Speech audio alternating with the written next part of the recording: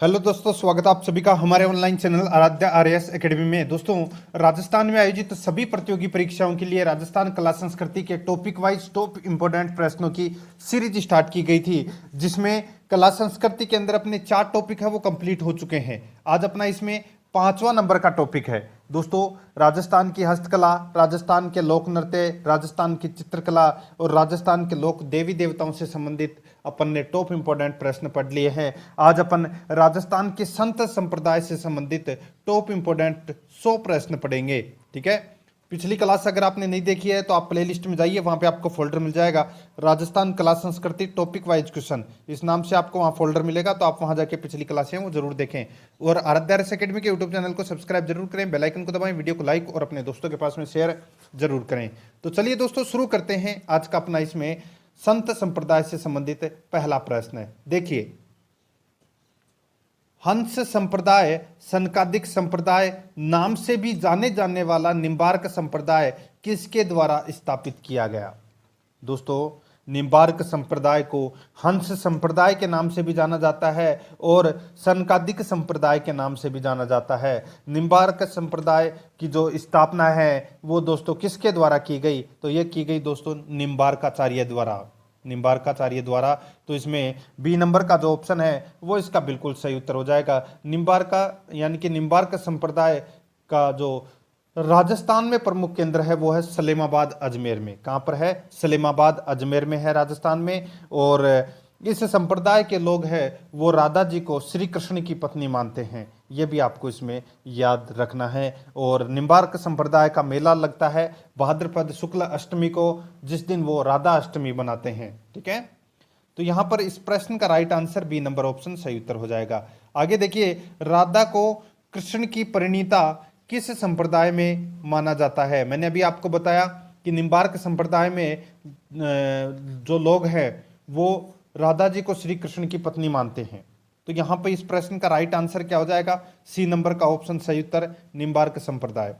3 number का प्रश्न है, इसमें देखिए, निम्बार्क संप्रदाय की मुख्य पीठ भारत में कहां पर है? भारत में मुख्य पीठ कहां पर है? यहां पे राजस्थान की बात नहीं हो रही, भारत की बात हो रही है। तो दोस्तों, इसकी जो भारत में मुख्य पीठ है वो है वृंदावन में। कहां पर है? वृंदावन में। और राजस्थान में कहां पर है? तो राजस्थान में दोस्तों सलेमाबाद अजमेर में है। ठीक है, डी नंबर ऑप्शन इसका बिल्कुल सही उत्तर हो जाएगा। आगे देखिए, इसमें देखिए, राजस्थान में निम्बार्क संप्रदाय की मुख्य पीठ अजमेर जिले में कहां पर स्थित है? तो अजमेर जिले में कहां पर स्थित है? मैंने अभी आपको बताया सलेमाबाद अजमेर में है। बी नंबर का ऑप्शन बिल्कुल सही उत्तर हो जाएगा। आगे देखिए, 5 नंबर का प्रश्न है, राजस्थान में निम्बार्क संप्रदाय की पीठ किस जिले में स्थित नहीं है? तो कौन से जिले के अंदर दोस्तों निम्बार्क संप्रदाय की पीठ है वो स्थित नहीं है? तो यहां पर देखिए दोस्तों, स्थित नहीं है की जगह आप क्या कर लेना, इसमें स्थित है। ठीक है, निम्बार्क संप्रदाय की पीठ किस जिले में स्थित है? तो दोस्तों कौन से जिले में स्थित है? तो ये दोस्तों अजमेर में है। तो इसमें बी नंबर का जो ऑप्शन है वो इसका बिल्कुल सही उत्तर हो जाएगा। कहां पर है? अजमेर में है। ठीक है, आगे देखिए दोस्तों, इसमें मारवाड़ में निम्बार्क संप्रदाय को किस नाम से जाना जाता है? मारवाड़ में निम्बार्क संप्रदाय को किस नाम से जाना जाता है? राइट आंसर हो जाएगा वो है दोस्तों इसमें नीमावत साध के नाम से जाना जाता है। निम्बार्क संप्रदाय को मारवाड़ में नीमावत साध के नाम से जाना जाता है। सी नंबर का ऑप्शन बिल्कुल सही उत्तर हो जाएगा। 7 नंबर का प्रश्न है, इसमें देखिए, सलेमाबाद पीठ के संस्थापक और राजस्थान में निम्बार्क मत के प्रथम प्रचारक कौन थे? सलेमाबाद पीठ के संस्थापक और राजस्थान में निम्बार्क मत के प्रथम प्रचारक कौन थे? तो इसका राइट आंसर हो जाएगा वो है दोस्तों परशुराम देवाचार्य। परशुराम देवाचार्य, ये इसका राइट आंसर हो जाएगा। ठीक है, यानी कि सलेमाबाद पीठ के संस्थापक और राजस्थान में निम्बार्क मत के प्रथम प्रचारक थे परशुराम देवाचार्य। डी नंबर का ऑप्शन बिल्कुल सही उत्तर हो जाएगा। आगे देखिए, इसमें गौड़ीय संप्रदाय के प्रवर्तन यानी कि प्रवर्तक चैतन्य महाप्रभु का जन्म कहाँ हुआ था? तो दोस्तों गौड़ीय संप्रदाय के प्रवर्तक चैतन्य महाप्रभु का जन्म है वो दोस्तों कहाँ पर हुआ था? तो ये तो सभी को पता होना चाहिए दोस्तों। इसका जो राइट आंसर हो जाएगा वो है अपना इसमें कहाँ पर? तो ये हुआ था पश्चिम बंगाल में इनका जन्म हुआ था। ठीक है, चैतन्य महाप्रभु का, ये आपको इसमें याद रखना है। आगे देखिए दोस्तों अपना इसमें गौड़ीय संप्रदाय से संबंधित मदन मोहन जी का मंदिर कहाँ पर है। गौड़ीय संप्रदाय से संबंधित मदन मोहन जी का जो मंदिर है वो कहाँ पर स्थित है, वो अपने को यहाँ पर बताना है। राइट आंसर हो जाएगा वो है दोस्तों करौली, करौली में स्थित है। ठीक है, मदन मोहन जी का मंदिर कहाँ पर है, करौली के अंदर, गौड़ीय संप्रदाय से संबंधित। ए नंबर का ऑप्शन बिल्कुल सही उत्तर। आगे देखिए इसमें नाथ संप्रदाय निम्न में से किस संप्रदाय की एक शाखा है। नाथ संप्रदाय निम्न में से किस संप्रदाय की एक शाखा है, तो ये शाखा है दोस्तों शैव संप्रदाय की, ये एक शाखा है नाथ संप्रदाय। राइट आंसर हो जाएगा इसमें सी नंबर ऑप्शन बिल्कुल सही उत्तर। आगे देखिए राजस्थान में नाथ संप्रदाय की मुख्य गद्दी किस मंदिर को माना जाता है। राजस्थान में नाथ संप्रदाय की मुख्य गद्दी किस मंदिर को माना जाता है। राइट आंसर हो जाएगा इसका वो है अपना इसमें वो है महामंदिर, जोधपुर को महामंदिर है जोधपुर में, उसको दोस्तों नाथ संप्रदाय की मुख्य गद्दी माना जाता है। तो इसमें right answer C number option सही उत्तर हो जाएगा। आगे देखिए महामंदिर राजस्थान के किस शहर में स्थित है, तो कहाँ पर स्थित है ये महामंदिर, तो दोस्तों ये नाथ संप्रदाय का महामंदिर है और ये जोधपुर में स्थित है। डी नंबर ऑप्शन सही उत्तर हो जाएगा। आगे देखिए कन्नीपाव की गद्दी को कौन सी जाति अपना गुरुद्वारा मानती है। कन्नीपाव की गद्दी को कौन सी जाति अपना गुरुद्वारा मानती है, तो इसका राइट आंसर हो जाएगा वो है अपना इसमें कौन सा, तो वो है कालबेलिया। कालबेलिया जाति है वो कन्नीपाव की गद्दी को अपना गुरुद्वारा मानती है। ए नंबर ऑप्शन बिल्कुल सही उत्तर। आगे देखिए राजस्थान में कन्नीपाव किसके गुरु माने जाते हैं, तो कन्नीपाव है वो किसके गुरु माने जाते हैं, तो ये माने जाते हैं दोस्तों सपेरों के गुरु माने जाते हैं Kannipav. Right answer C number option सही उत्तर। आगे देखिए डिकाई गांव में स्थित कन्नीपाव की गद्दी किस जिले में स्थित है। डिकाई गांव में स्थित कन्नीपाव की गद्दी किस जिले में स्थित है, तो ये गद्दी स्थित है दोस्तों कहाँ पर, तो ये जोधपुर में स्थित है। बी नंबर का ऑप्शन बिल्कुल सही उत्तर हो जाएगा, जोधपुर में ये स्थित है। आगे देखिए निरंजनी संप्रदाय के प्रवर्तक किस संत को माना जाता है। निरंजनी संप्रदाय के प्रवर्तक किस संत को माना जाता है। राइट आंसर हो जाएगा इसका वो है हरिदास को। सी नंबर का जो ऑप्शन है वो इसका बिल्कुल सही उत्तर हो जाएगा। देखिए 17 नंबर का प्रश्न है, इसमें देखिए संत हरिदास जी का जन्म स्थल निम्न में से कौन सा है। संत हरिदास जी का जन्म स्थल है वो निम्न में से कौन सा है, तो इसका राइट आंसर हो जाएगा वो है दोस्तों कौन सा, तो वो है कापड़ोद। कौन सा है, कापड़ोद। तो इसका राइट आंसर हो जाएगा वो है अपना इसमें ए नंबर का जो ऑप्शन है वो इसका बिल्कुल सही उत्तर हो जाएगा। आगे देखिए दोस्तों अपना इसमें देखिए भक्त वृंदावली और भर्तृहरि संवाद नामक ग्रंथों की रचना किसने की, बताइए। भक्त वृंदावली और भर्तृहरि संवाद नामक ग्रंथों की जो रचना है वो किसने की, तो इसका राइट आंसर हो जाएगा वो है दोस्तों किसने की, तो ये की थी संत हरिदास ने। डी नंबर का जो ऑप्शन है वो इसका बिल्कुल सही उत्तर हो जाएगा, संत हरिदास ने। आगे देखिए निम्नलिखित में से कौन संत मेवात प्रदेश से संबंधित नहीं है, तो कौन सा संत है वो मेवात प्रदेश से संबंधित नहीं है। राइट आंसर हो जाएगा इसका वो है दोस्तों अपना इसमें हरिदास जी। ठीक है, हरिदास जी है ये दोस्तों मेवात प्रदेश से संबंधित नहीं है, तो इसका राइट आंसर हो जाएगा इसमें बी नंबर का ऑप्शन बिल्कुल सही उत्तर। बाकी चरणदास, दयाबाई और सैजोबाई, ठीक है, ये मेवात प्रदेश से संबंधित हैं। राइट आंसर इसका बी नंबर ऑप्शन सही उत्तर हो जाएगा। आगे देखिए किस मत के अनुयायी अपने पंथ को तीसरे पंथ के नाम से पुकारते हैं। किस मत के अनुयायी अपने पंथ को तीसरे पंथ के नाम से पुकारते हैं। राइट आंसर हो जाएगा इसका वो है दोस्तों सतनामी साध। सतनामी साध मत के अनुयायी अपने पंथ को तीसरे पंथ के नाम से पुकारते हैं, तो इसका right answer C number option सही उत्तर। आगे देखिए इसमें वल्लभ संप्रदाय की स्थापना किसने की। वल्लभ संप्रदाय की जो स्थापना है वो किसने की, तो दोस्तों इसका राइट आंसर क्या हो जाएगा बताइए। तो दोस्तों इसका बिल्कुल सही उत्तर हो जाएगा वो है वल्लभाचार्य ने वल्लभ संप्रदाय की स्थापना की। दोस्तों वल्लभ संप्रदाय को रुद्र संप्रदाय या पुष्टि मार्गी संप्रदाय के नाम से जानते हैं। ये कृष्ण के बाल स्वरूप की पूजा करते हैं। इनकी मंदिर को हवेली कहते हैं। जो वल्लभ संप्रदाय के जो मंदिर हैं इनको हवेली कहते हैं, और यहाँ पर गाए जाने वाला जो संगीत है वो हवेली संगीत के नाम से जाना जाता है। मंदिर में श्री कृष्ण की मूर्ति के पीछे दीवार पर यानी कि पर्दे पर जो चित्र बनाए जाते हैं उन्हें पिछवाई कहा जाता है। ठीक है, और दोस्तों नाथ द्वारा की पिछवाई कला है वो क्या है, प्रसिद्ध है, यह भी आपको इसमें याद रखना है। राजमहल टोंक में दोस्तों वल्लभ संप्रदाय के 41 मंदिर हैं। कितने मंदिर हैं, 41, ये भी आपको इसमें याद रखना है। ठीक है, और भारत में वल्लभ संप्रदाय के 7 प्रमुख केंद्र हैं, जिसमें से एक उत्तर प्रदेश में है और एक गुजरात में है और 5 केंद्र हैं वो राजस्थान में है।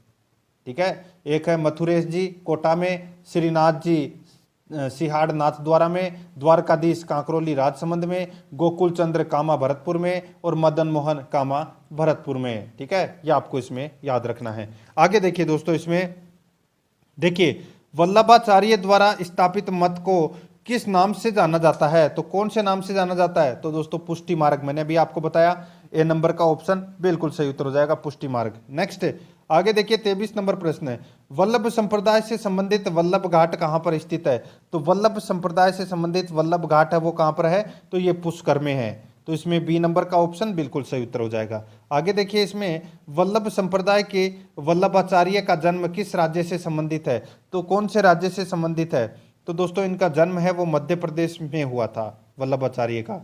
ठीक है, राइट आंसर इनका डी नंबर का ऑप्शन बिल्कुल सही उत्तर हो जाएगा। आगे देखिए इसमें 25 नंबर का प्रश्न है, संत धन्ना जी का जन्म दुआकोला में हुआ, यह किस जिले में स्थित है, संत धन्ना जी का जन्म दुआकला में हुआ, यह किस जिले में स्थित है, राइट आंसर हो जाएगा वो है दोस्तों टोंक जिले में ये स्थित है दुआकला, तो इसमें सी नंबर का ऑप्शन राइट आंसर हो जाएगा। ठीक है, आगे देखिए झालावाड़ के गागरोन किले में किस लोक संत का जन्म हुआ, तो दोस्तों झालावाड़ के गागरोन किले में किस लोक संत का जन्म हुआ, तो दोस्तों संत पीपा का जो जन्म है वो दोस्तों कहाँ पर हुआ था, तो दोस्तों गागरोन के किले में, तो इसका राइट आंसर हो जाएगा वो है अपना इसमें ए नंबर का जो ऑप्शन है वो इसका बिल्कुल सही उत्तर हो जाएगा, ये आपको इसमें याद रखना है। ठीक है, आगे देखिए दोस्तों अपना इसमें 27 नंबर का प्रश्न है, पीपाजी ने अपना अंतिम समय कहाँ व्यतीत किया, जिसे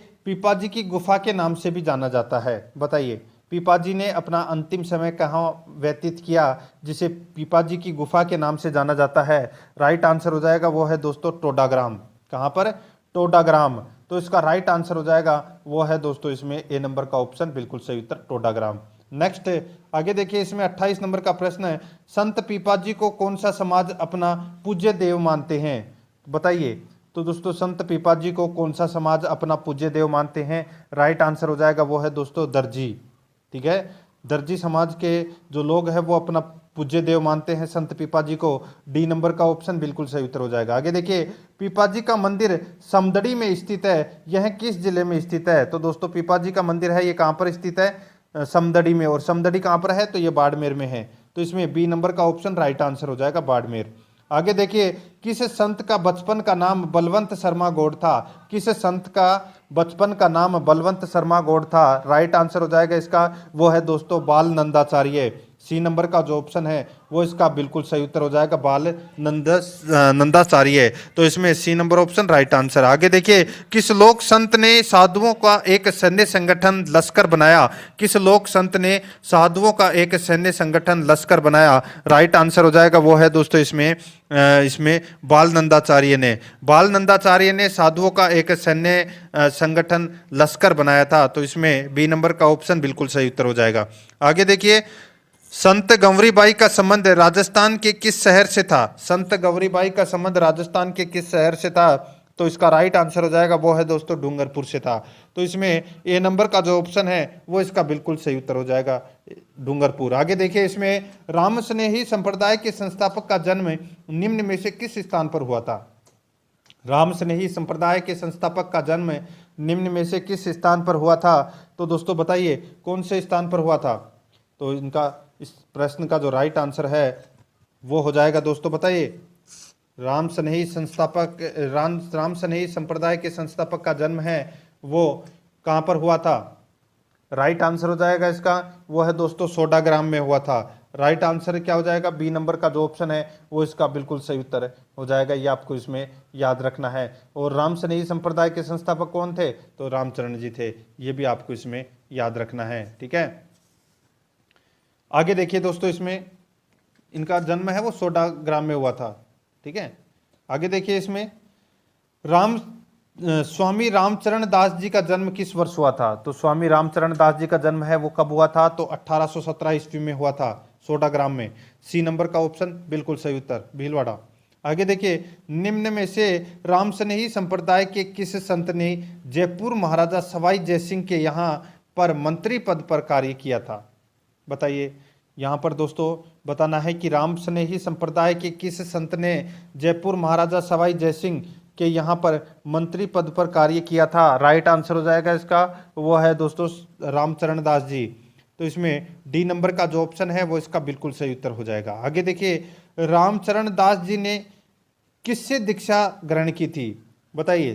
तो दोस्तों रामचरण दास जी ने किससे दीक्षा ग्रहण की थी? राइट आंसर हो जाएगा, वो है दोस्तों गुरु कृपाराम से इन्होंने क्या की थी? दीक्षा ग्रहण की थी। ये आपको इसमें याद रखना है। ठीक है, आगे देखिए 38 नंबर का प्रश्न है, निम्न में से कौन सा संप्रदाय निर्गुण राम भक्त की आराधना करते हैं?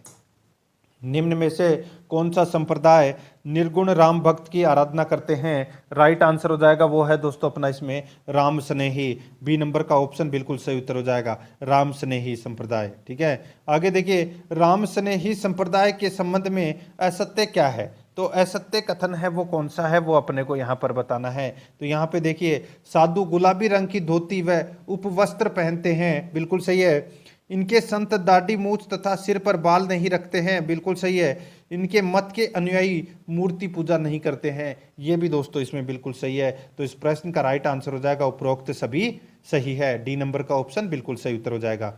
आगे देखिए, रामचरण दास जी ने कितने प्रमुख शिष्य थे? बताइए, रामचरण दास जी के प्रमुख कितने शिष्य थे जिन्होंने इनकी शिक्षाओं का प्रचार प्रसार किया? तो दोस्तों इस प्रश्न का राइट आंसर हो जाएगा, इनके टोटल जो शिष्य थे वो थे दोस्तों कितने? तो 12 शिष्य थे। कितने? 12 शिष्य थे जिन्होंने दोस्तों इनकी शिक्षाओं का प्रचार प्रसार किया। राइट आंसर इसका ए नंबर ऑप्शन सही उत्तर हो जाएगा। आगे देखिए, राम स्नेही पीठों में से जिले के साथ सुमेलित करना है।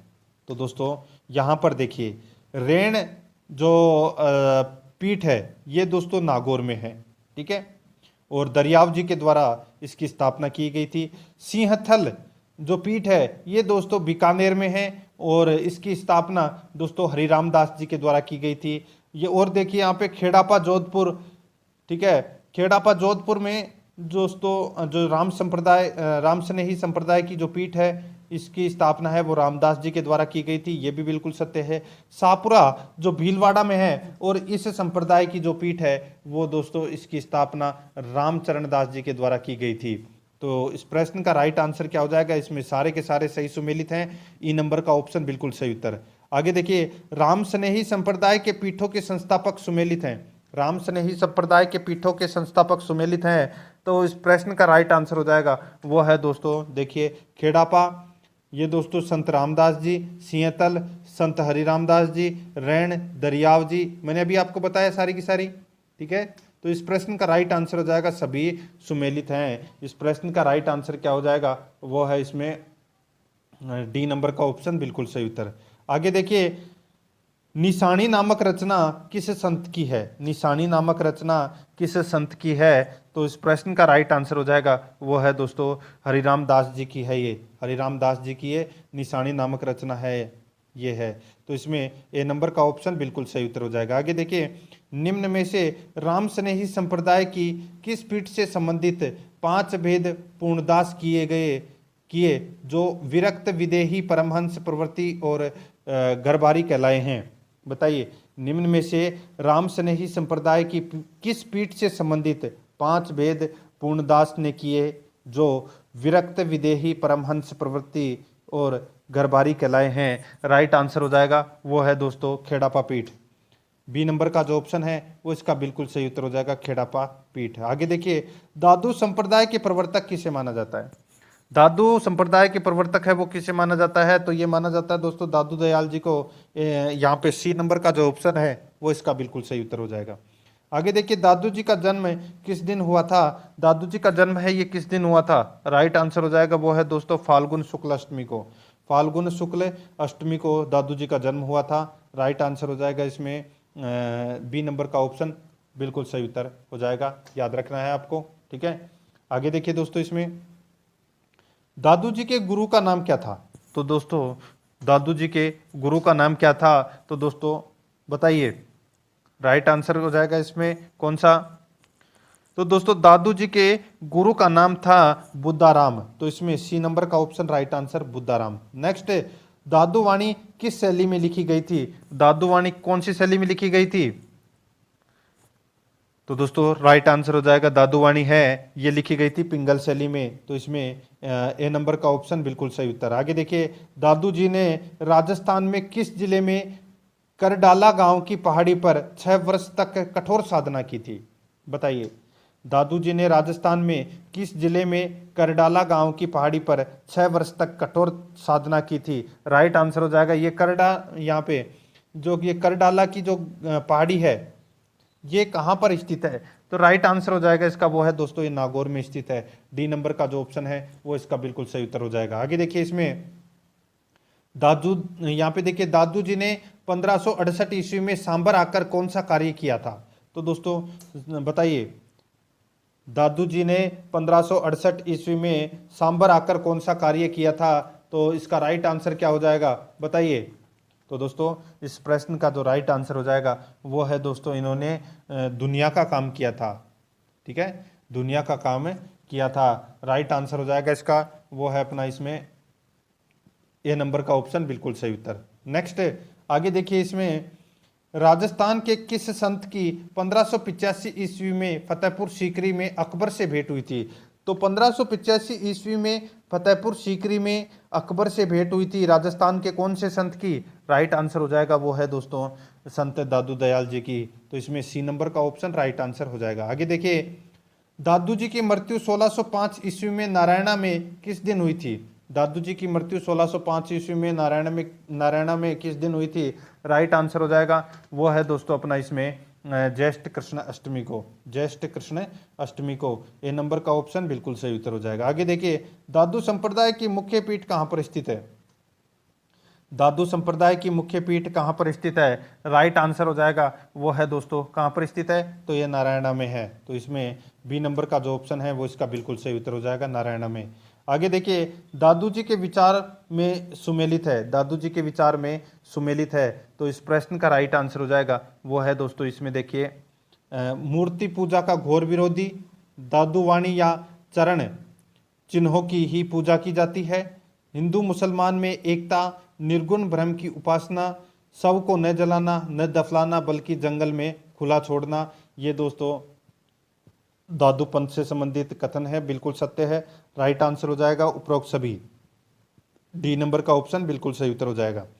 आगे देखिए दादू जी की मृत्यु के बाद दादू जी के शव को कहाँ के जंगलों में छोड़ दिया गया था जहां से वे आकाश मार्ग से जाती दिखाई दिए थे। बताइए दादू जी की मृत्यु के बाद दादू जी के शव को कहाँ के जंगलों में खुला छोड़ दिया गया था जहां से वे आकाश मार्ग से जाते दिखाई दिए थे। तो इस प्रश्न का जो राइट आंसर हो जाएगा वो है दोस्तों अपना इसमें इस प्रश्न का राइट आंसर क्या हो जाएगा वो है भराड़ा के जंगलों में। ठीक है, तो इसका right answer A number option बिल्कुल सही उत्तर। आगे देखिए इसमें दादू जी का मेला प्रतिवर्ष नारायणा में कब भरता है। दादू जी का मेला प्रतिवर्ष नारायणा में कब भरता है। राइट आंसर हो जाएगा फाल्गुन शुक्ल अष्टमी। फाल्गुन शुक्ल अष्टमी को दोस्तों दादू जी का मेला है वो भरता है, ये आपको इसमें याद रखना है। अच्छा प्रश्न है ये, और काफ़ी बार परीक्षाओं में ये प्रश्न ऐसे प्रश्न हैं वो पूछे भी जा चुके हैं। ठीक है, आगे देखिए मित्रों इसमें 58 नंबर का प्रश्न है दादू के विचारों में भिन्न क्या है। दादू के विचारों में भिन्न क्या है वो अपने को इसमें बताना है। ठीक है, देखिए मित्रों यहाँ पर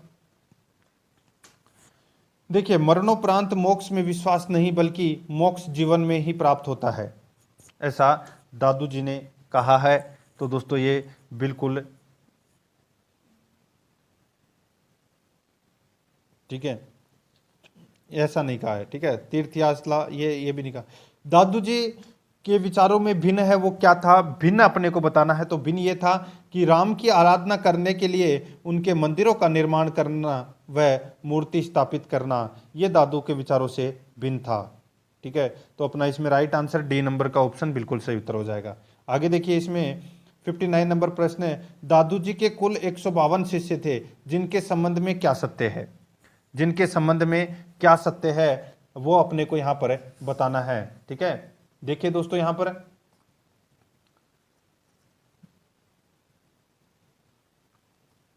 देखिए दोस्तों, इसमें इनमें से 100 शिष्य वितरागी थे, जिन्होंने अपना कोई शिष्य नहीं बनाया। दूसरा है 52 शिष्यों ने अपने शिष्य बनाए। ये 52 शिष्य दादू संप्रदाय में 52 स्तंभ माने जाते हैं। तो दोस्तों इसमें बिल्कुल सही है, दादू दयाल जी के प्रमुख 52 शिष्य थे, जिन्हें 52 स्तंभ कहा जाता है। दादू दयाल जी के जो उपदेश है वो ढूंढानी में दिए गए थे, ये आपको इसमें याद रखना है। और इनकी जो प्रमुख पीठ है वो कहाँ पर है, नरेना जयपुर में है। दादू दयाल जी को राजस्थान का कबीर कहा जाता है। दादू दयाल जी का जन्म है वो अहमदाबाद में हुआ था। इन्होंने निर्गुण भक्ति का संदेश दिया था, ये भी आपको इसमें याद रखना है। दादू पंथ के मंदिरों को दादू द्वारा कहा जाता है, ठीक है। और यहाँ पर दादू दयाल जी के ग्रंथ है वो वाणी की पूजा होती है। सत्संग के स्थान को दोस्तों अलख दरीबा कहते हैं, ये भी आपको इसमें याद रखना है। इसमें सभी कथन है वो सत्य है, डी नंबर का ऑप्शन बिल्कुल सही उत्तर हो जाएगा। आगे देखिए, किस संत के समय दादू संप्रदाय का विभाजन प्रारंभ हुआ। तो कौन से संत के समय दादू संप्रदाय का विभाजन हुआ, राइट आंसर हो जाएगा वो है दोस्तों अपना इसमें कौन सा, तो वो है इसमें दोस्तों जैतराम। तो इसमें राइट आंसर हो जाएगा जैतराम संत के समय दोस्तों दादू पंथ का क्या हुआ, विभाजन हुआ, ठीक है। राइट आंसर क्या हो जाएगा इसमें, ए नंबर का ऑप्शन सही उत्तर।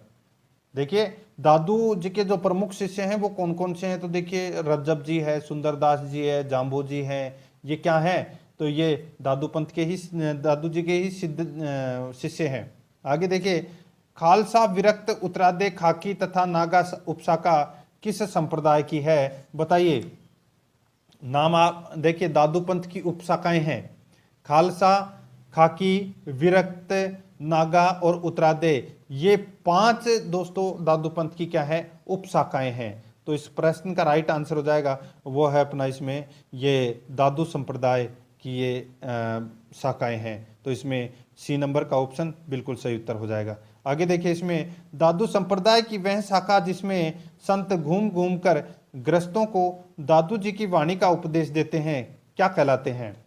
दादू संप्रदाय की वह शाखा जिसमें संत घूम घूम कर ग्रस्तों को दादू वाणी का उपदेश देते हैं, क्या कहलाते हैं। तो दोस्तों वो क्या कहलाते हैं, तो वो कहलाते हैं दोस्तों विरक्त कहलाते हैं वो, ठीक है। राइट आंसर इसमें ए नंबर ऑप्शन बिल्कुल सही उत्तर हो जाएगा। आगे देखिए, उत्तर की तरफ हरियाणा जाकर रहने वाली शाखा दादू संप्रदाय की किस नाम से जानी जाती है। उत्तर की तरफ हरियाणा जाकर रहने वाली शाखा दादू संप्रदाय की किस नाम से जानी जाती है। तो दोस्तों राइट आंसर हो जाएगा वो है दोस्तों, उसको उत्तरार्धे के नाम से जानते हैं, उत्तरार्धे के नाम से, ठीक है। डी नंबर ऑप्शन बिल्कुल सही उत्तर हो जाएगा। आगे देखिए, दादू संप्रदाय की उत्तरार्धे शाखा के प्रवर्तक निम्न में से किसे माना जाता है। तो किसे माना जाता है उत्तरार्धे शाखा के प्रवर्तक, वो माने जाते हैं दोस्तों बनवारी दास को। बी नंबर का जो ऑप्शन है वो इसका बिल्कुल सही उत्तर हो जाएगा। आगे देखिए, दादू संप्रदाय की वह शाखा जिसमें शरीर पर भस्म, बड़ी बड़ी जटाएं तथा छोटी छोटी टुकड़ियों में घूमती थी, क्या कहलाती है। दादू संप्रदाय की वह शाखा जिसमें शरीर पर भस्म, बड़ी बड़ी जटाएं तथा छोटी छोटी टुकड़ियां में घूमती थी, क्या कहलाती है। तो इस प्रश्न का राइट आंसर हो जाएगा वो है दोस्तों खाकी।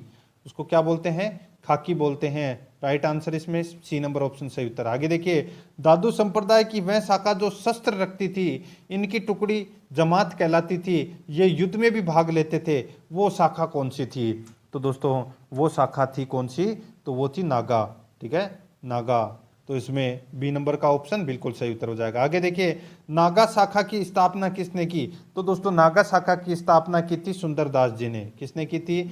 सुंदरदास जी ने नागा शाखा की क्या की थी? स्थापना की थी। यह आपको इसमें याद रखना है। दोस्तों नागा साधुओं ने मराठा आक्रमणों के समय जयपुर के राजा प्रताप सिंह की मदद भी की थी। दोस्तों नागा साधु हैं वो अपने साथ हथियार रखते थे, ठीक है, और इनके रहने के स्थान को छावनी कहा जाता था। ये भी आपको इसमें याद रखना है। और गोटेलाव जो दौसा में पड़ता है, वहां पर सुंदरदास जी की समाधि बनी हुई है।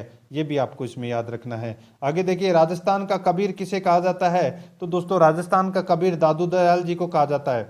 ए नंबर का जो ऑप्शन है वो इसका बिल्कुल सही उत्तर हो जाएगा।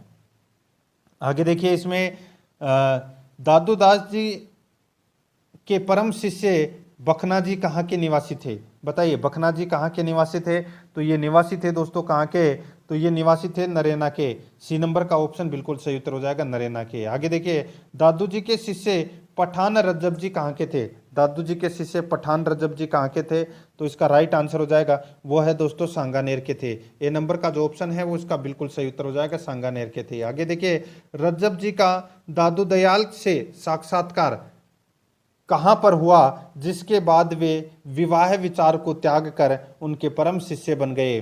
बताइए दोस्तों, सांगानेर के पठान थे रज्जब जी। इन्होंने दादू जी के उपदेश से दोस्तों शादी नहीं की और आजीवन दूल्हे के वेश में रहे, ठीक है। तो दोस्तों यहाँ पर इस प्रश्न का जो राइट आंसर हो जाएगा वो है दोस्तों आमेर में मिले थे, ठीक है। तो इसमें राइट आंसर हो जाएगा सी नंबर का ऑप्शन बिल्कुल सही उत्तर हो जाएगा। आगे देखिए, दादू जी के कौन से शिष्य ने दादू जी के परलोक गमन की सूचना पर अपनी आंखें बंद कर ली और जब तक जीवित रहे अपनी आंखें बंद रखी थी? बताइए यहां पर इस प्रश्न का राइट आंसर क्या हो जाएगा? तो वो थे दोस्तों रज्जब जी, ठीक है। रज्जब जी की दो पुस्तकें हैं, एक है सर्वंगी और एक है रज्जब वाणी। ये भी आपको इसमें याद रखना है। तो इसमें ए नंबर का ऑप्शन बिल्कुल सही उत्तर हो जाएगा, रज्जब जी। आगे देखिए, दादू जी के पुत्र का नाम क्या था? यानी कि दादू जी के पुत्र का नाम है वो क्या है जिन्होंने दादू जी की मृत्यु के बाद उनकी गद्दी के उत्तराधिकारी बने? राइट आंसर हो जाएगा वो है दोस्तों इसमें गरीबदास जी। तो इसमें डी नंबर का जो ऑप्शन है वो इसका बिल्कुल सही उत्तर हो जाएगा, गरीबदास जी। आगे देखिए, साखी पद अनभे प्रबोध, ठीक है। साखी पद अनभे प्रबोध अध्यात्म बोध किस संत द्वारा रचित है? तो दोस्तों ये कौन से संत द्वारा रचित है? तो ये रचित है दोस्तों किसके द्वारा? तो गरीबदास जी के ये द्वारा रचित है। तो इसमें ए नंबर का जो ऑप्शन है वो इसका बिल्कुल सही उत्तर हो जाएगा, ठीक है। आगे देखिए दोस्तों, इसमें देखिए 75 नंबर प्रश्न, कायस्थ जाति के दादू जी के शिष्य कौन से थे जिन्होंने वाणी और गुण गंजनामा ग्रंथ लिखे? बताइए, कायस्थ जाति के दादू जी के शिष्य कौन से थे जिन्होंने वाणी और गुण गंजनामा ग्रंथ लिखे थे? तो इस प्रश्न का राइट आंसर हो जाएगा वो है दोस्तों जगन्नाथ दास जी। तो इसमें बी नंबर का ऑप्शन बिल्कुल सही उत्तर हो जाएगा। आगे देखिए, इसमें दोस्तों सुंदरदास जी के संबंध में सत्य कथन कौन सा है? सुंदरदास जी के संबंध में सत्य कथन है वो कौन सा है, वो अपने को यहाँ पर बताना है। देखिए दोस्तों, यहाँ पर मैंने अभी आपको बताया था। देखिए, इनका जन्म दौसा में खंडेलवाल जाति में हुआ था और इनका बैकुंठवास सांगानेर में हुआ था, ठीक है, बिल्कुल सही है। इनके अनेक ग्रंथों की रचना जिनमें ज्ञान समृद्ध संवार्ग योग सुख समाधि प्रमुख है। दादू दयाल जी ने 6 वर्ष की उम्र में ही सुंदरदास जी को अपना चेला बना लिया था, बिल्कुल सही है। इसमें तीनों कथन है वो बिल्कुल सत्य है। तो इस प्रश्न का राइट आंसर क्या हो जाएगा? सभी सत्य है। डी नंबर ऑप्शन बिल्कुल सही उत्तर हो जाएगा। आगे देखिए, संत दास जगजीवन जनगोपाल सुंदरदास जगन्नाथ दास आदि संत किस संप्रदाय से संबंधित रहे हैं? तो कौन से संप्रदाय से संबंधित रहे हैं? तो ये संबंधित रहे दोस्तों दादू संप्रदाय से संबंधित है। तो इसमें right answer A number option बिल्कुल सही उत्तर हो जाएगा। आगे देखिए 78 नंबर का प्रश्न है। इसमें देखिए मीराबाई के संबंध में सत्य है। दोस्तों मीराबाई के संबंध में अपने को क्या करना है, सत्य कथन बताना है कि कौन सा कथन है वो मीराबाई के संबंध में दोस्तों सत्य है। और बहुत ही अच्छा प्रश्न है दोस्तों। मीराबाई के बारे में मैं आपको थोड़ा सा बता देता हूं। देखिए, इनका जन्म स्थान था कुड़की पाली में, पिता का नाम था रतन सिंह। मीराबाई का लालन पोषण अपने दादा दूधा के पास मेड़ता में हुआ था। मीराबाई के पति का नाम था भोजराज, जो सांगा के पुत्र थे, ठीक है, मेवाड़ के। और मीराबाई दोस्तों श्री कृष्ण को अपना पति मानकर सगुण रूप से पूजा करती थी। मीराबाई के गुरु थे रैदास, ठीक है।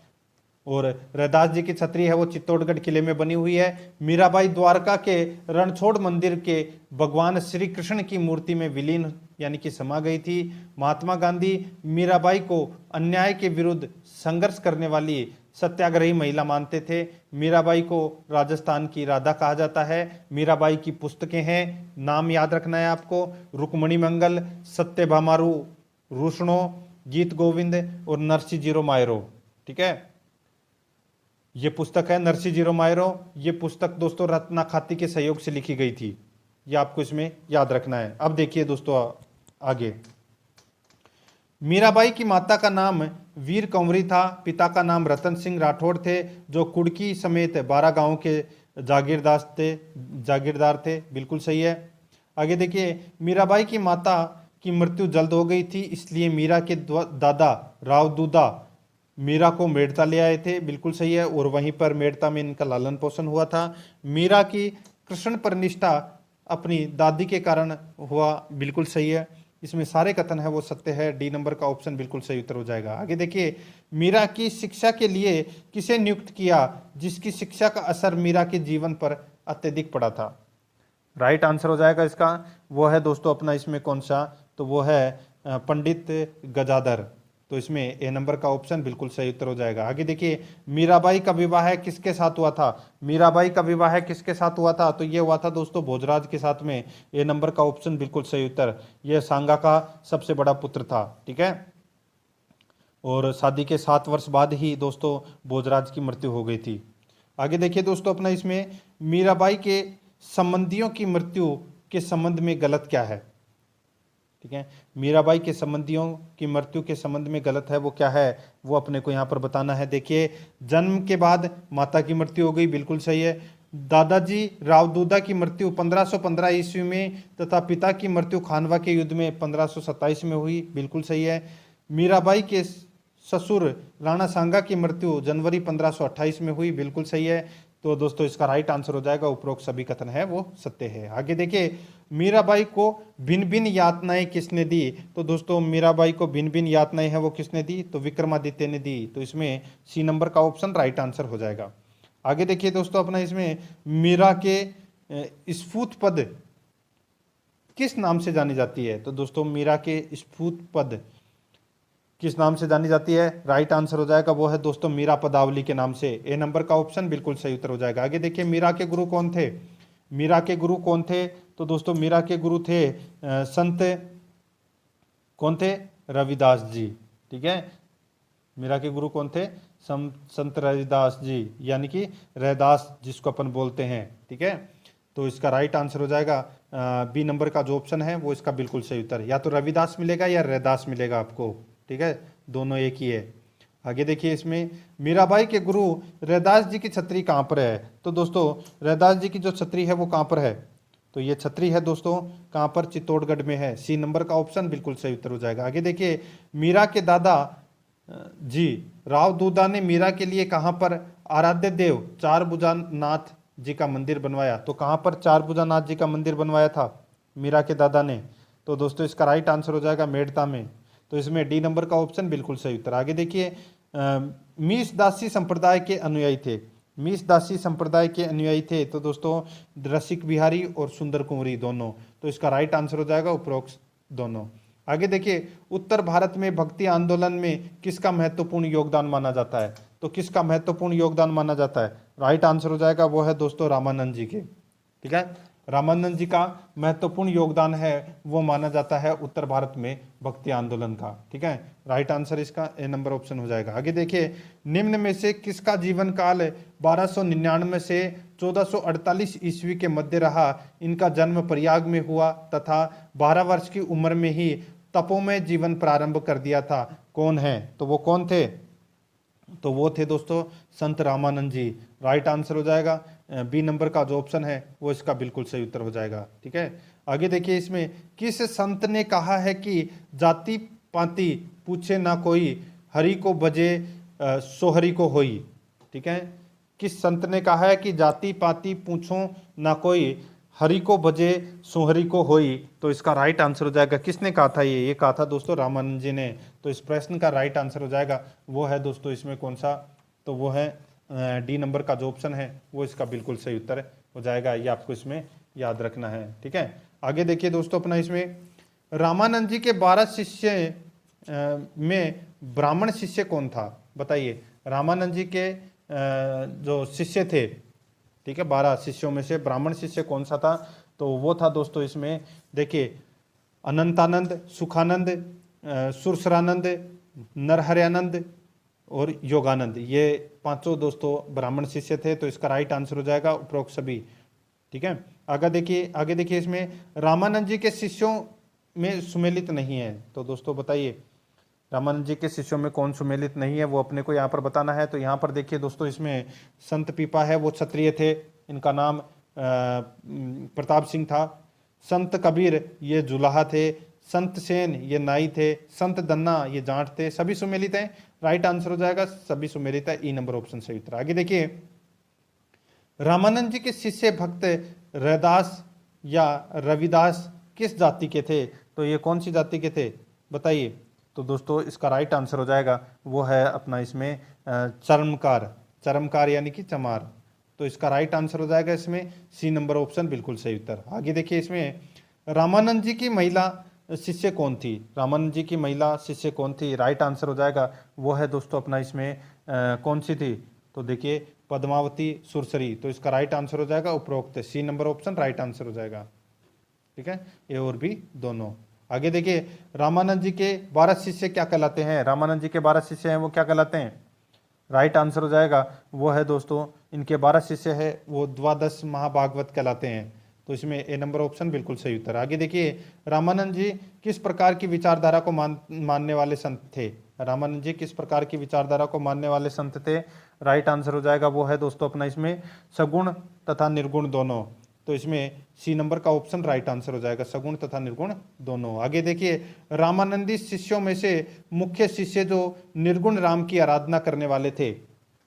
रामानंदी शिष्यों में से मुख्य शिष्य जो निर्गुण राम की आराधना करने वाले थे। तो इस प्रश्न का राइट आंसर हो जाएगा वो है दोस्तों अपना इसमें संत कबीर, संत रविदास जी। तो इसका राइट आंसर हो जाएगा उपरोक्त दोनों, सी नंबर का ऑप्शन बिल्कुल सही उत्तर हो जाएगा। आगे देखिए, निम्न में से निर्गुण विचारधारा के संत हैं, निर्गुण विचारधारा के संत हैं वो कौन है?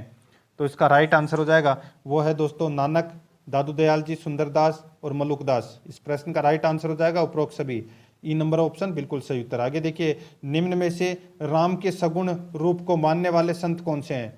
निम्न में से राम के सगुण रूप को मानने वाले संत कौन से हैं? इस प्रश्न का राइट आंसर हो जाएगा वो है दोस्तों अपना इसमें गोस्वामी तुलसीदास जी। तो इसमें ए नंबर ऑप्शन बिल्कुल सही उत्तर हो जाएगा। आगे देखिए, रामानंद जी द्वारा आंदोलन के प्रसार के लिए किस भाषा का चयन किया? तो कौन सी भाषा का चयन किया? तो दोस्तों इन्होंने हिंदी भाषा का चयन किया। बी नंबर का जो ऑप्शन है वो इसका बिल्कुल सही उत्तर हो जाएगा। तो दोस्तों ये मैंने आज आपको जो संत संप्रदाय से संबंधित ये टॉपिक था जो मैंने आपको कंप्लीट करवा दिया है। इससे पहले मैंने आपको राजस्थान की कला संस्कृति में 4 टॉपिक करवा रखे हैं। अगर आपने वो नहीं देखे हैं तो आप प्लेलिस्ट में जाइए, वहाँ पे आपको फोल्डर मिल जाएगा। ठीक है, राजस्थान कला संस्कृति टॉपिक वाइज क्वेश्चन के नाम से वहाँ फोल्डर बना हुआ है, तो आप वहाँ जाके पिछली क्लासें हैं वो जरूर देखें। और आराध्या आर्यस अकेडमी के यूट्यूब चैनल को सब्सक्राइब जरूर करें, बेल आइकन को दबाएं, वीडियो को लाइक और अपने दोस्तों के पास में शेयर जरूर करें। मिलते हैं दोस्तों नेक्स्ट वीडियो में। जय हिंद, जय भारत।